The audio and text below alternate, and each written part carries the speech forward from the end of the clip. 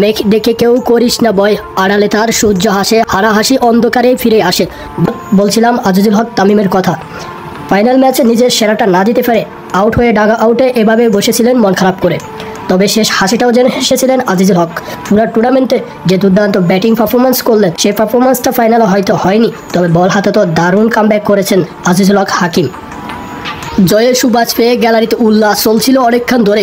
Match শেষ হতে না হতে উল্লাস যেন নতুন ফানে দোলা লাগলো। মাঠের ভিতরে তখন নানা আবেগ স্রোত, কেউ ডানা মেলে দৌড়াচ্ছেন তো কেউ দিক বিদিক ছুটছেন। ডাগ আউট থেকে দেশের পতাকা দুই প্রান্তে ধরে ছুটে গেলেন দুজন, মারুফ বিদাকে কাঁধে তুলে নিলেন কেউ একজন। শেষ উইকেটটি নিয়ে অধিনায়ক আজিজুল হক হাকিম। তামিম তখন হাঁটু গেড়ে দু হাত মুখ ডেকে ফেললেন, যেন মুহূর্তটি অনুভব করতে চাইলেন প্রাণ ভরে। সব মিলিয়ে দুইবারে গ্যালারি থেকে মাঠে একাকার লাল সবুজের শিরোপা উদযাপন।